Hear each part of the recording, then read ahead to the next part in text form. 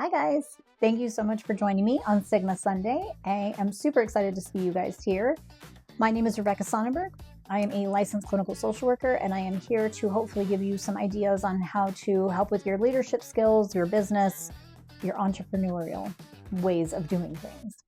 I want you to think today, what is your ability to delegate? Are you good at delegating? Does it stress you out? What does it look like for you? As a well-known and self-admitted control freak, I am not always great at it. I've gotten better though, so I will give myself a little pat on the back there.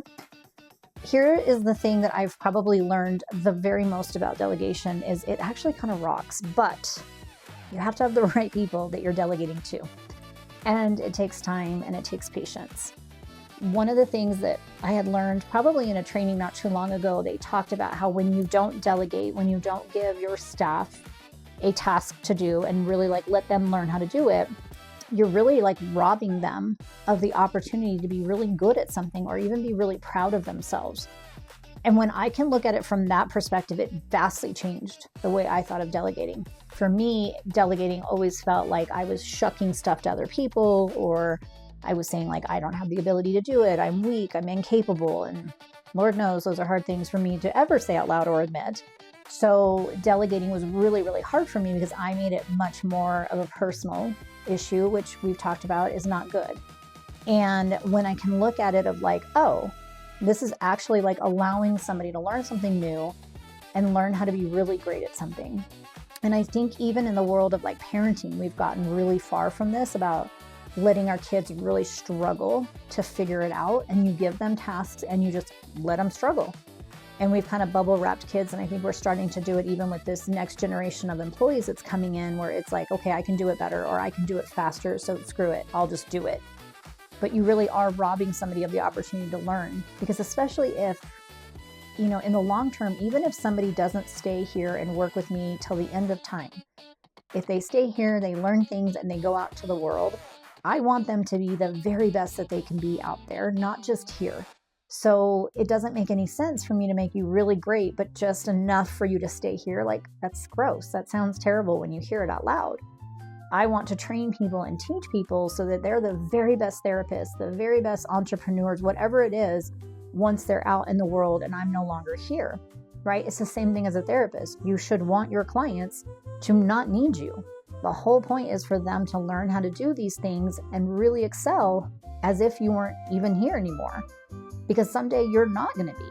And so I think when you can look at delegation like that, you're giving somebody the opportunity. The thing that I find probably one of the hardest things for me is the patience of delegating, right? It's allowing what you've done 6,000 times, so much so that you could really get it done in about 10 seconds, sitting back and teaching somebody and then watching it take them 20 minutes. And you're oh, just let me get in there and you're no, put it down. It's like watching your grandma do technology, right? And God love them. And you're could you just let me do it? And they're no, I really want to learn how to do this. And you're I can think of so many other things right now I would rather be doing. So I think that's probably one of the things that's really hard, is you're going to have to learn how to not micromanage and let go and recognize that your way of explaining things may not meet the way that other person learns.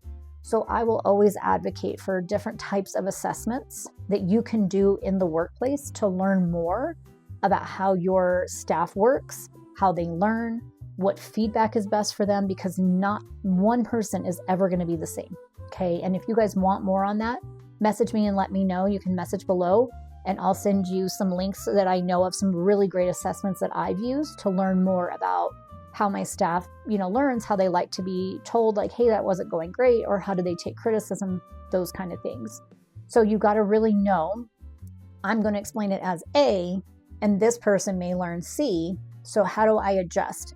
How do I leave that door open of I explained this, but if I'm not doing it to a way that's understandable for you, tell me, and it's totally okay. Nothing bad is going to happen. I'm not going to be upset with you and you're not dumb. I just need to learn how to speak to you in a way that is more comprehensible for you.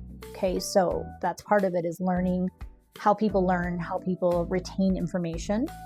being really patient with people who are neurospicy, because they may need a little bit more practice, they need a little bit more hands-on, they may be panicking a little bit more that they're going to mess things up. So you just got to learn. You got to learn what your people need and how they learn and how they receive. And the biggest thing I will always say is don't micromanage. That's so gross. Nobody likes it. It feels crappy. I can't think of one time I've been like, man, I really enjoyed the fact that my boss was up my butt like a colonoscopy. Wish he would do that every Thursday. Like, it's horrible. No one likes it. Don't do it. If you're going to give somebody a task and you're going to allow them to stumble a little bit, allow that. Give yourself a break. It's going to be frustrating. Give some patience. If it continues to be an issue, figure out why that is. Is it the way you're explaining? The way they're hearing it? They're just not getting it. Maybe that's just not their thing. And remember that when you're delegating too, you really do, because you know hopefully a lot about your staff, you know who would be really good at a certain task versus other tasks, right? You may have one staff member who's really great at PowerPoints and one who's like absolutely the worst.